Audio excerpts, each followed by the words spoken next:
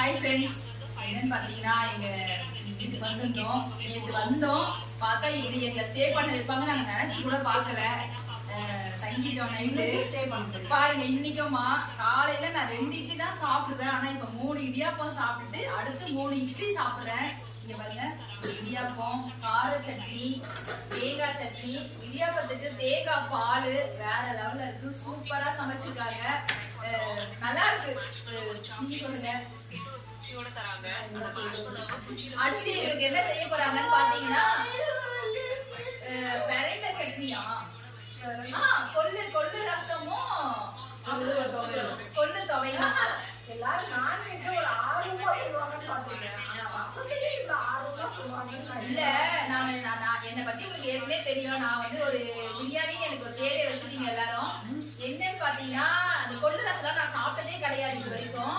பாப்பா வாலிங் கம்மி பண்ணு. நான் கொள்ளு ரசம் சாப்பிட்டதே கிடையாது. இன்னைக்கு நான் ஃபர்ஸ்ட் டைம் சாப்பிடுறேன். அவங்க வேற நேற்று சொல்லிட்டாங்க வேற லெவல்ல இருக்கும், சூப்பரா இருக்கும். அதனால இன்னைக்கு வந்து மதியானம் கொள்ளு ரசம் சாப்பிட்டுட்டு எப்படியாவது உடம்பை இழைச்சிட்டு தான் நான் வீட்டுக்கு போவேன். கொள்ளு ரசம் சாப்பிட்டா உடம்பு இருக்குன்னு யார் சொன்னாங்க? இல்ல, எல்லாரும் சொல்லுவாங்களே கொள்ளு ரசம் சாப்பிட்டா கொள்ளு சாப்பிட்டா சளிக்கு அந்த மாதிரி சளிலாம் போயிருமா. சரி, என்ன இவங்களுக்கு வந்து இப்ப என்ன பிரச்சனைனா, இவங்களுக்கு கொள்ளு ரசமும் பிடிக்காது, அந்த தூதுவளை இலையும் பிடிக்காது. ஆனா இன்னைக்கு இவங்களுக்கு அதை தான் வச்சு போட போறேன். என்ன சரியா?